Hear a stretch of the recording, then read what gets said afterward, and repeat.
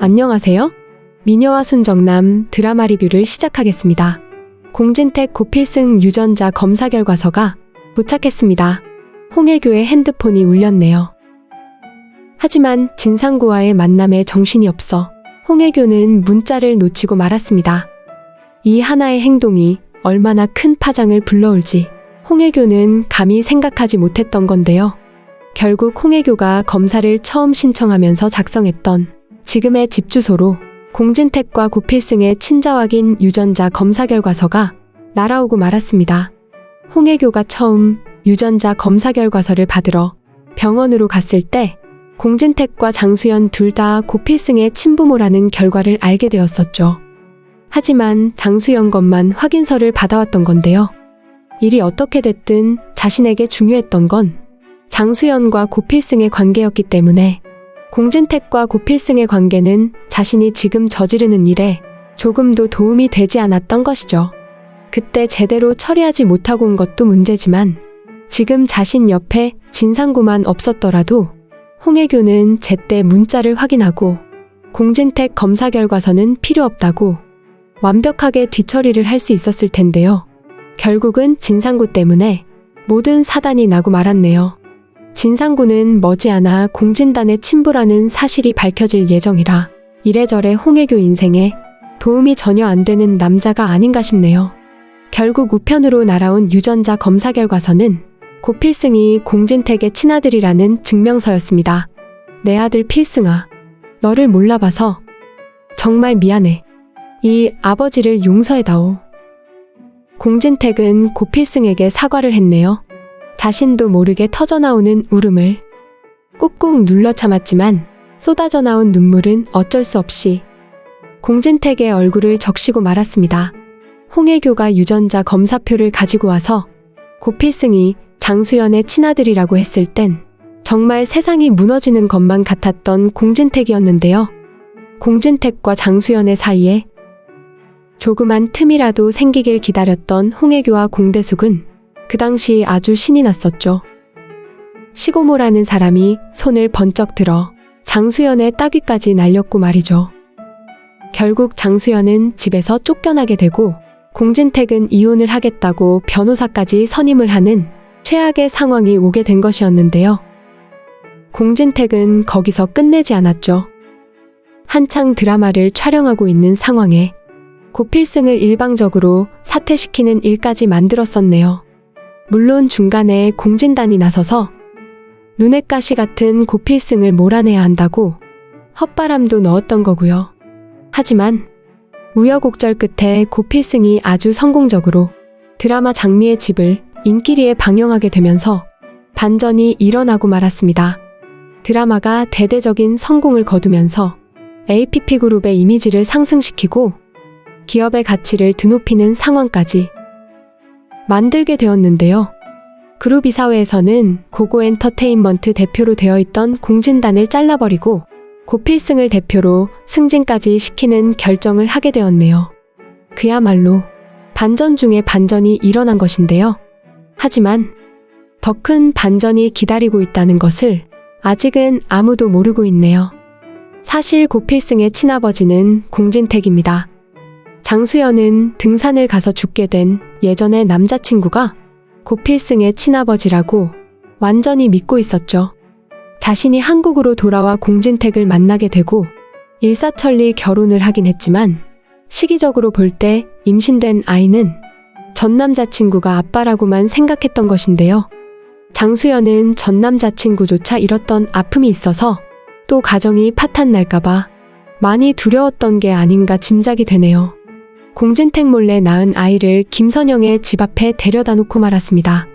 사설기관에 보내기에는 자신이 그 아이 커가는 모습을 옆에서 보고 싶은 마음이 컸던 거죠. 그리고 김선영이라면 자신만큼이나 알뜰살뜰 보살피며 사랑으로 키워줄 거라는 믿음이 있었던 것인데요. 요즘 같으면 산부인과에서 초음파로 아기의 개월수와 임신 시기, 출산 시기 등을 산출해내겠지만 그런 기술이 없었던 35년 전에는 주먹구구식의 계산을 했던 바람에 장수연은 큰 실수를 하고 말았던 것으로 보이네요. 결국 고필승이 2달 정도 일찍 태어나게 되자 장수연은 공진택의 아이가 아니라 생각하고 그런 결정을 했던 것인데요. 사실 회사 일로 외국에 나간 공진택이 예상외로 오래 머물게 되자 도둑이 재발절인다고 전 남친의 아이로 생각하고는 이를 그렇게 만들었던 것으로 생각이 됩니다. 전 남친과 헤어져 한국으로 돌아와서는 바로 공진택을 만나게 되었던 장수연은 시간차를 잘 계산하지 못한 실수를 저질러 고필승을 APP그룹의 아들로 키우지 못하고 김선영의 아들이 되게 만들었던 건데요. 참 재미있는 건 이미 작가가 고필승이 공진택의 아들이라는 복선과 암시를 던져놓았다는 것입니다. 하필이면 홍혜교가 공진택과 장수연 2사람의 칫솔을 가지고 유전자검사를 했다는 것이죠. 홍혜교가 유전자검사를 하려고 마음먹었었다면 유전자검사에 어떤 것들이 필요한지는 대강 알았을 텐데요. 요즘은 모근이 있는 머리카락이나 칫솔, 물컵뿐 아니라 여성의 경우 립스틱이나 립밤, 그리고 헤어롤이나 빨대 같은 것으로도 충분히 유전자 감식이 가능합니다. 물론 껌도 가능하고 남성의 경우 담배꽁초나 면도기로도 충분히 유전자 검사가 가능한데요. 홍혜교는 손톱깎이가 없어 장수연의 방을 들어가 화장대를 뒤졌었죠. 그러다 보석함을 떨어뜨리게 되고 그 안에 숨겨져 있던 고필승의 아기 때 사진을 발견하고 김선영에게 달려갔던 것인데요. 고필승 100일 사진까지 알아보고 단번에 김선영에게 달려갈 정도의 눈썰미를 가진 홍혜교라면 손톱깎이나 립스틱으로도 충분히 장수연의 유전자와 고필승의 것을 비교할 수 있었다는 것이죠. 그런데도 홍혜교는 공진택과 장수연 2사람 중 누구의 것인지 모르겠다면서 칫솔 2개를 다 가지고 가서 유전자 감식을 맡겼다는 건 공진택과 고필승도 함께 유전자 검사를 했다는 결과에 이르게 되는 것인데요. 작가가 이렇게 스토리를 만드는 건 단 하나의 이유입니다. 고필승이 공진택의 친아들이라는 것입니다. 지금은 고필승이 재벌인 공씨 집안의 유일한 후계자라는 걸 아무도 전혀 모르고 있죠. 그래서 공진택과 장수연을 이혼시키고 공진단을 후계자로 삼아 공진택의 양자로 드릴 계획을 시고모 공대숙과 홍혜교가 하고 있는 건데요. 정말 그렇게 된다면 이제 APP그룹은 공진단과 홍혜교의 손에 바로 넘어가게 됩니다. 이미 고필승 앞에서 어깨에 힘을 주고는 마치 벌써 재벌 회장이라도 된 듯이 굴고 있는 공진단인데요. 그게 쉽게 그렇게 될까요?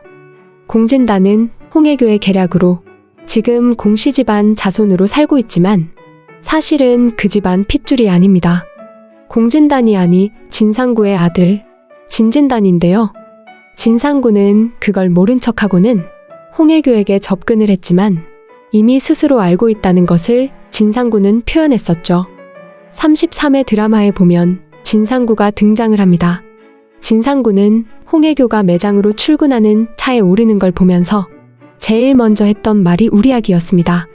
우리 아기, 우리 애교, 예전 모습 그대로네, 그대로야. 혼자서 감탄하며 했던 말이었죠. 이미 우리 아기라고 표현하는 건 공진단의 모습까지 확인하고 왔다는 것인데요.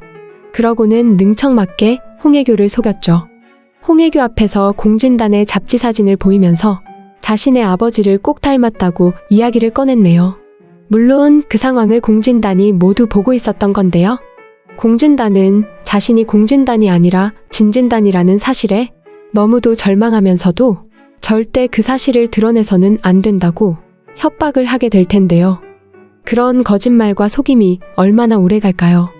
홍혜교가 나서서 고필승과 장수연의 관계를 모두 드러나게 한 도구가 유전자 검사였는데요.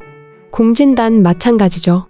공진택과 공진단이 친형제인지 아닌지를 밝히는 건 몇 시간이면 바로 결과가 나올 테니 말이죠.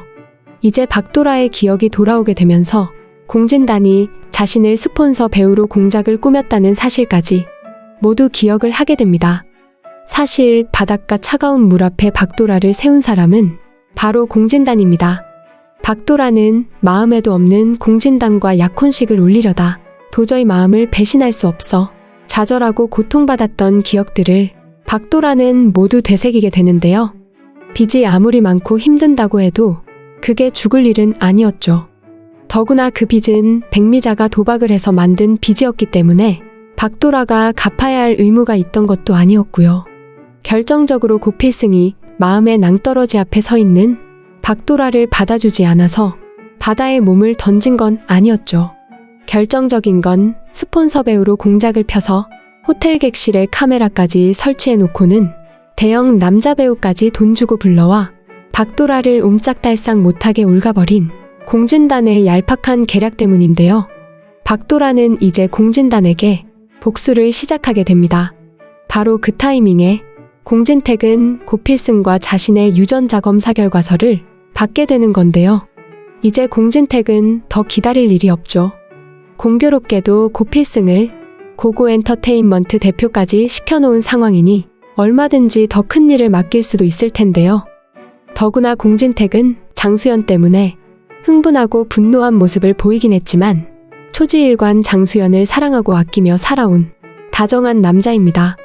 공진택은 자신의 아들 고필승을 그렇게나 반듯하고 빛이 나도록 키워준 김선영에게 크게 선물을 하게 되지 않을까 생각이 되네요. 이제와 말이지만 멀리 보내지 않고 김선영에게 키우도록 해줘서 장수연에게도 고마운 마음이 되는데요. 김선영 집의 가족들도 고필승이 공 회장의 아들이었다는 사실에 놀라 호적도 그쪽으로 옮기도록 승낙을 해줄 것으로 생각이 됩니다. 그래야 고필승이 APP그룹의 후계자가 되고 아주 순조롭게 그룹의 후계자로 모든 걸 다 물려받게 될 테니 말이죠. 이제부턴 정말 공진단이 배가 아프게 될 텐데요. 하지만 큰 게 남아있죠. 복수하려는 박도라가 공진단이 진상구의 아들 진진단이라는 사실을 밝히게 되면서 공진단은 바로 무너지게 되겠네요. 결국은 홍혜교와 공진단은 비참한 마지막을 맞이하게 될 것으로 예상이 됩니다. 거기에 빠지면 안 되는 사람이 있네요. 바로 백미자인데요. 기억이 돌아온 박도라는 백미자와 완전히 인연을 끊어버리게 됩니다. 한번 죽음으로 내몰아 놓고도 또 돈 때문에 공진단에게 박도라를 팔아먹은 백미자입니다. 인간 대접을 받기엔 너무 호사스러운 사람인데요. 박도라가 APP그룹 후계자인 고필승과 결혼을 하게 되겠지만 그 자리엔 백미자는 나타날 수가 없겠네요. 결국은 홍혜교와 공진단 백미자가 사라지면서 미녀와 순정남 드라마는 해피엔딩으로 결말에 이를 것으로 예상이 됩니다. 오늘 미녀와 순정남 드라마 리뷰는 여기까지입니다. 재미있으셨다면 좋아요와 한 줄의 댓글 꼭 부탁드립니다. 감사합니다.